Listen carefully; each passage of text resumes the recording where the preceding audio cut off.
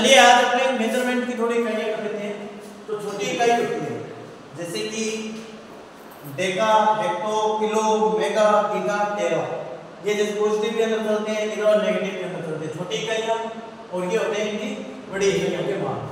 कैसे, इनका क्या मतलब होता है और क्या इनका प्रतीक आप अपने देखने वाले हैं। डेका, डेका का जो प्रतीक होता है वो होता है छोटा डी और के। डेका का मतलब होगा 10 की पावर प्लस का 1, 10 की पावर प्लस का 1। हेक्टो, हेक्टो का मतलब होगा जो प्रतीक है वो होता है h, और जो इसका होगा वैल्यू होती है वो होती है 10 की पावर 2।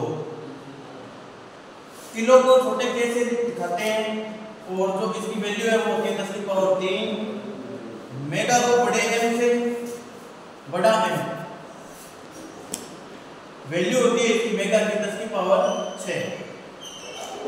गीगा को बड़े g से दिखाते हैं, जो इसका प्रतीक है वो बड़ा जी है, और इसे 10 की पावर में 9, 10 की पावर 9 होती है गीगा की वैल्यू। टेरा, टेरा को बड़े टी से रिप्रेजेंट किया जाता है और इसकी जो वैल्यू होती है वो होती है 10 की पावर में 12। ये थी मेजरमेंट की बड़ी इकाइयां। जैसे मेगा, मेगा मतलब 10 की पावर 6, 10 की पावर 6 की जो वैल्यू होती है वो होती है, यानी कि 10 को 6 बार लिखा जाएगा। जो पावर होती है ऊपर की आपको पता है, जो पावर होती है मतलब उसी संख्या को जिसको पावर है, जिस संख्या के ऊपर पावर लगी हुई है उस संख्या को 6 बार लिखा जाना है। 6 बार लिखोगे तो जो इसकी वैल्यू आने वाली वो आने वाली है 3। तो इसकी वैल्यू बनेगी 10 की पावर 6 की वैल्यू कुछ इस तरह से बनने वाली है, जैसे इकाई, दहाई, सैकड़ा, हजार, 10,000, लाख, 10 लाख। 10 की पावर 6 का मतलब हो गया 10 लाख। तो इसी तरह से जो ये इधर वाली होती है बड़ी इकाइयां, अपने करते हैं अभी छोटी इकाइयां। तो इस साइड में ये छोटी इकाई है डेसी। डेसी का जो होता है प्रत्येक वो छोटा डी होता है। डेसी का मतलब हो गया 10 की पावर माइनस में 1, 10 की पावर माइनस 1। देखिए ये जो माइनस आ रहा है इसका भी मतलब हो गया कि ये जो संख्या है वो बटा में जाएगी, ये कहां पे जाएगी, बटा के अंदर नीचे जाएगी। 10 की पावर माइनस 1 का मतलब हो गया 0.1, 0.1 सेंटी। सेंटी को सी से रिप्रेजेंट किया जाता है और जो इसकी वैल्यू होती है वो होती है 10 की पावर माइनस में 2। मिली को छोटा m से, इसकी वैल्यू 10 की पावर माइनस 3।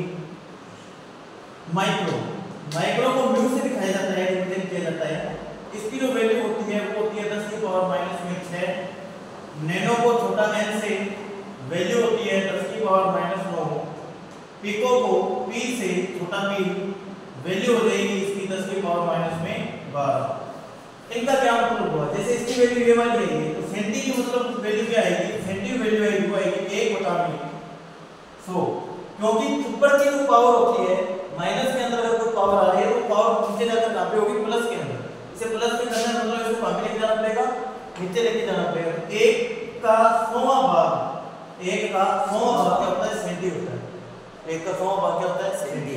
इसको आगे अगर हल हो गया तो ये वैल्यू आएगी 0.08। इसी तरह से मिली, मिली का मतलब हो गया कि 10 1 का 1000वां भाग, 1 का 1000वां भाग, यानी जो इसकी वैल्यू आएगी वो आएगी 0.008। माइक्रो की जो वैल्यू है वो है 0.000008। नैनो की जो वैल्यू आएगी वो वैल्यू होगी 0.00000008। इस तरह से वैल्यू, इसी तरह से इसके पिको की वैल्यू इस तरह से आनी है, माइनस के अंदर चलेगा, दोनों पॉइंटों के अंदर चलते रहेंगे। ये होती है छोटी इकाइयां, ये होती है छोटी इकाइयां, इधर वाली होती है बड़ी इकाई, बड़ी इकाई, और ये होती है छोटी इकाई।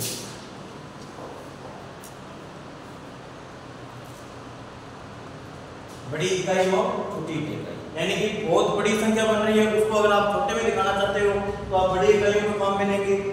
अगर कोई संख्या है बहुत ज्यादा पॉइंटों के अंदर आ रही है, जैसे ये वाली संख्या बहुत ज्यादा पॉइंट आ रहे थे, इसको आप शॉर्ट में दिखाना चाहते हैं तो आप इसकी वैल्यू क्या दे सकते हैं, 10 की पावर माइनस में 9।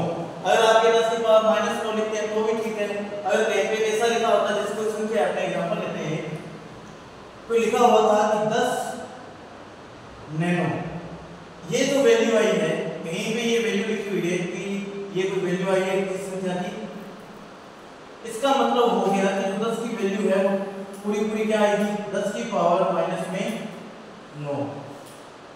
इसको जब हल करते हो तो इस तरह से वैल्यू बनती है, यानी कि 10 बटा में 10 की पावर में 9, 10 का 10 की पावर 9वां भाग नैनो हो जाएगा।